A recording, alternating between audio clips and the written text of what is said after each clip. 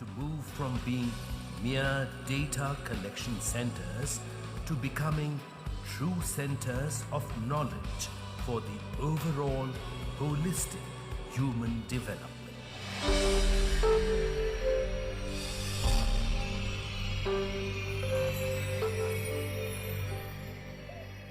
To kindly felicitate and welcome Professor Stephen Knapp.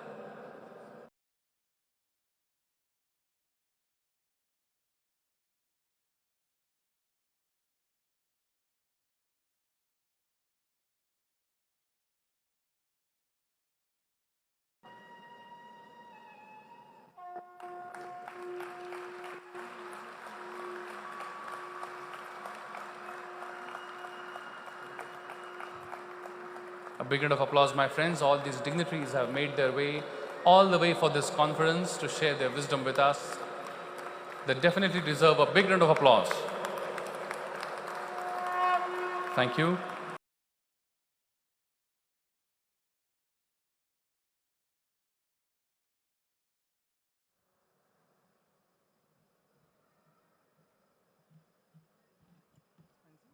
Alrighty.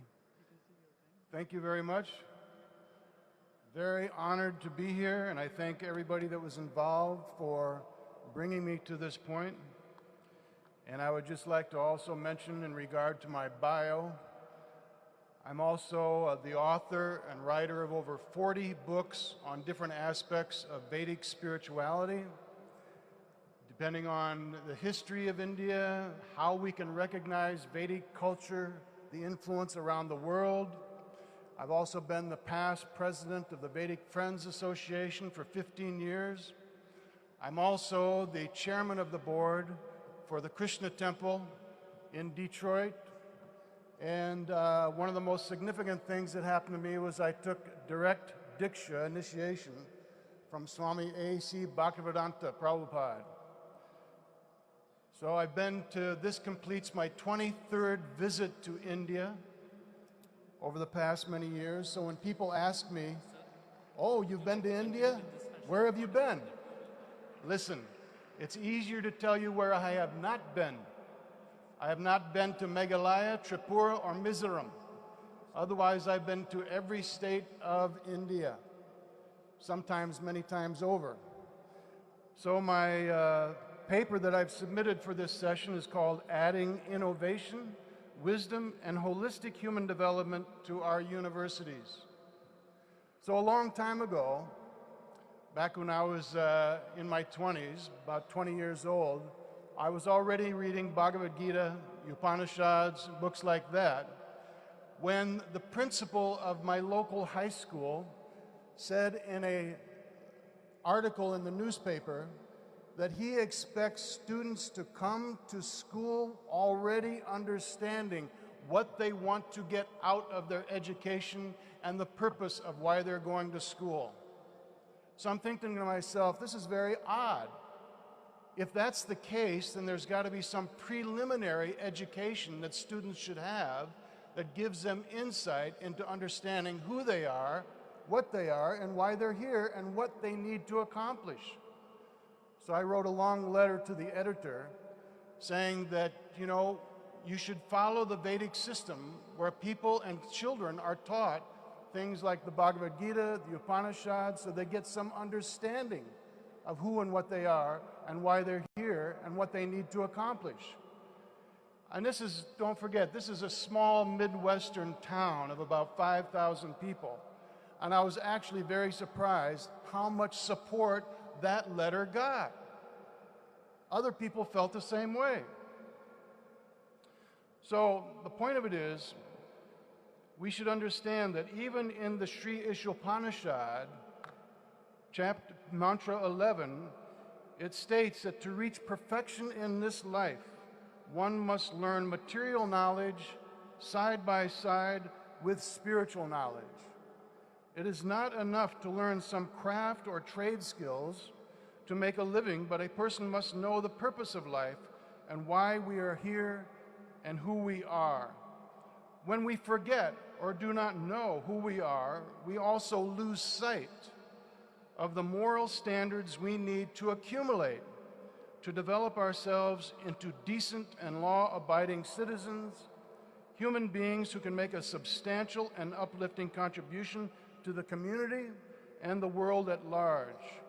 Instead, we may fall to the platform of only trying to live at whatever cost, even if it is by trying to take advantage of others, rather than trying to better ourselves and uplift everyone else. Actually, on one of my lecture tours in India, I met M. Rama Joyce, the retired Chief Justice of the Punjab and Haryana High Court. And I put this issue to him because he had written a book called Dharma, the Global Ethic.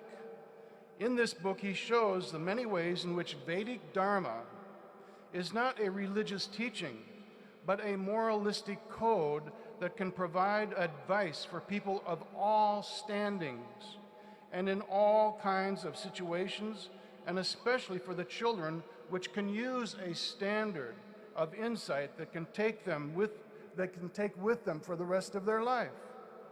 He also showed, as I often say myself, that present-day problems are due to the neglect of Dharma, and that with Vedic Dharma, there would be a reduction of evil, confusion in society, the propensity for selfish motives and cruelty to others, and how an orderly society is actually an incarnation and manifestation of Vedic Dharma, and how Dharma does not mean religion, which is the means of worshiping God, but Dharma is a code of living by good conduct, respect for the law and our traditions, and the means to sustain society and the world and propel them to a higher grade of living and refined consciousness.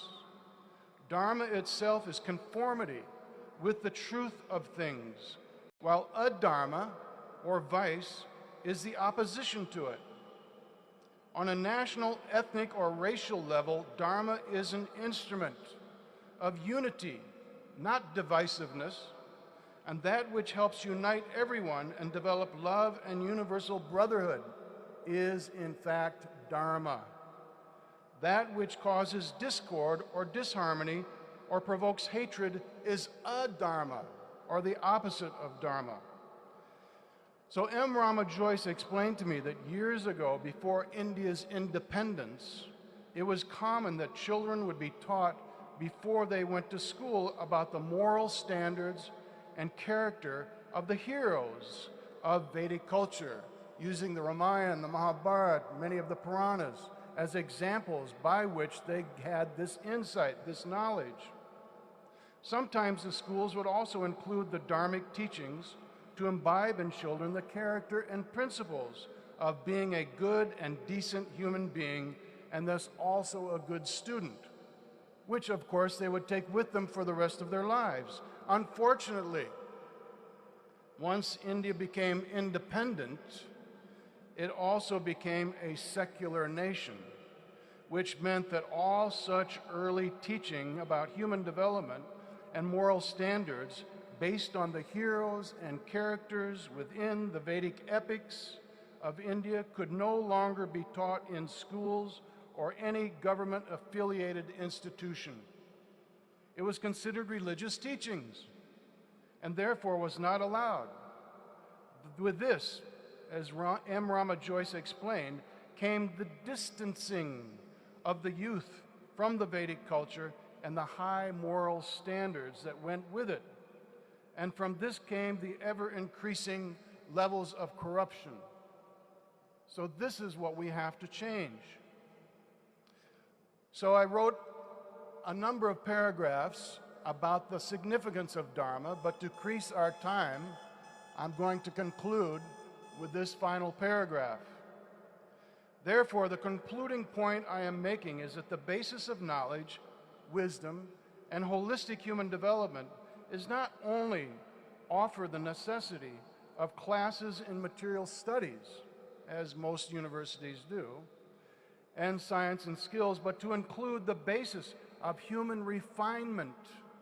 And that has been part of India's tradition since time immemorial. which includes that of Dharmic studies. Such could and should be a part of the curriculum or extracurricular classes that students could take. So, this would transform India's universities into true centers of innovation, wisdom, ethics, holistic human development, knowledge, and balance for the student's life. This would add to the beneficial contributions such as a student would offer to their family, society, and to the country. This would change the direction of India and provide an example that the rest of the world should follow, simply based on what was part of India's legacy, heritage, and tradition since time immemorial. So I'm very happy to say that I know the MIT University offers these classes so that this tradition is not ignored. Because the point is, how do you kill a culture? How do you kill a culture? Sometimes we see countries, they kill people that participate in a particular religion or tradition, but there's something far more effective than that. And you kill a culture by creating a gap between the older generation and the younger generation who does not yet know what that culture is. Or you indoctrinate the children so that they feel that the old culture is irrelevant, or it's mythology, which many students feel today. So we have to imbibe in them the means by which, using the Vedic tradition, can improve their means of reaching their highest potential, not only physically, healthily, emotionally, mentally, intellectually, but also spiritually. So this is why we have to continue the tradition of offering children and adults, students of all ages, the means by which they can understand this tradition as we have seen in India since time immemorial. So thank you to the MIT University for keeping this tradition alive. And basically, I would hope that many other universities use MIT as an example of what they should offer, and I would also hope that the government of India starts to support these classes and this knowledge. Thank you very much. Jai Shri Krishna. Thank you very much, Professor Stephen Knapp. Thank you very much for your words of wisdom. Thank you very much. My friends, before I